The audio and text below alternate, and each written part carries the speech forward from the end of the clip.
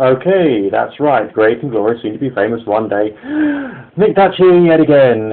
We're going into pseudoscience in greater detail to try and work out what it is. This is a continuation of the previous videos. We're still going through the Wikipedia article so that we can identify what pseudoscience is. And so far, it's actually looking pretty bad for the concept of pseudoscience itself. And we're going to complete the section on the background of pseudoscience, and then we'll go on to what it says here about identifying pseudoscience.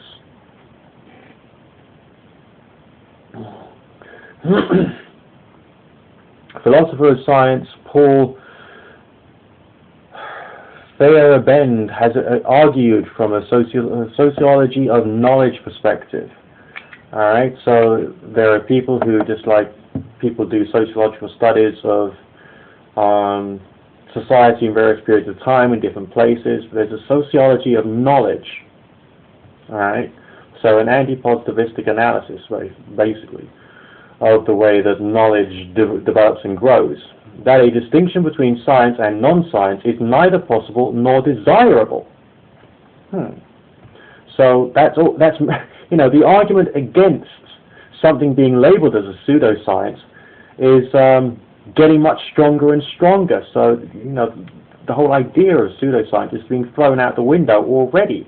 So far it's looked woolly, it's looked vague, and now it's been destroyed and it's even been called undesirable. We've already seen that the idea of pseudoscience is actually used as a form of censorship. So we've got to do a lot more in the way of thinking if we're going to go through the process of finding out what the truth is. Among the issues which can make the distinction difficult are that both the theories and methodologies of science evolve at different rates in response to new data. Alright, so as you get more information, the methodologies of your investigation will grow. And that's yourself as an individual, as well as the body of knowledge of the scientists, and the body of knowledge of this science. In addition, the specific standards applicable to one field of science may not be those employed in other fields, as I pointed out earlier on. Figueroa also writes from a sociological perspective and states that elucidation of how science differs from pseudoscience is the philosophical side of an attempt to overcome public neglect of genuine science. Skeptics,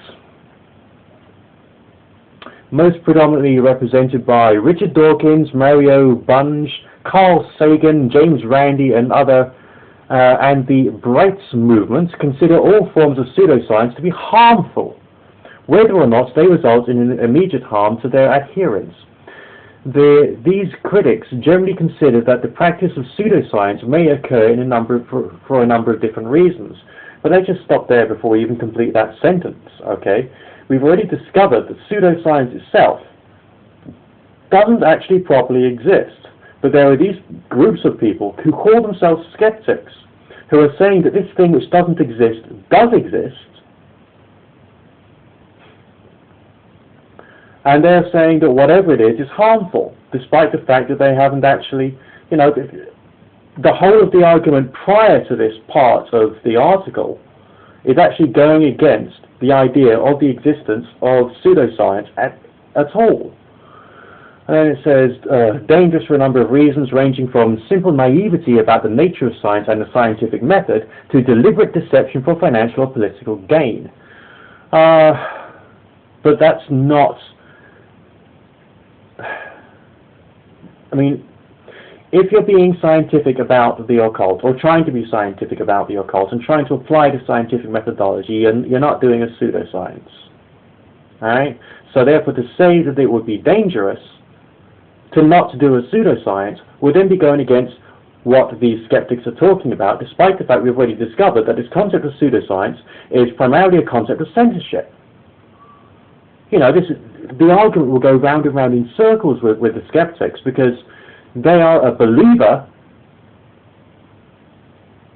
that there is something called pseudoscience which exists, and they are fighting against it, because skepticism is like a political movement to try and attack things that people who call themselves skeptics disagree with. Alright. Alright, what else to say?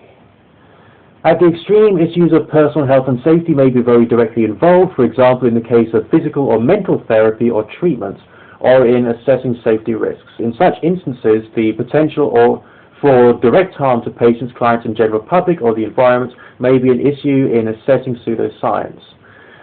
So it's only pseudoscience if it's dangerous. But that would include life sciences, and that's proper science, because that's dangerous to the animals. That would include when the military experiments with nerve gases on the soldiers. I mean, that's dangerous to individuals, but it's also within the remit, or within the subset of what real science is about. So again, the concept of science, even from the skeptic's point of view, it's just showing that this idea of pseudoscience is woolly, it's vague, it's improper, and it's also deceptive and used as this tool of censorship. So it's okay to be dangerous, scientifically dangerous to, let's say, one of your own soldiers, to exposing them to nerve gas. But it's not okay for someone to go and have spiritual healing. That's crazy. That is totally crazy.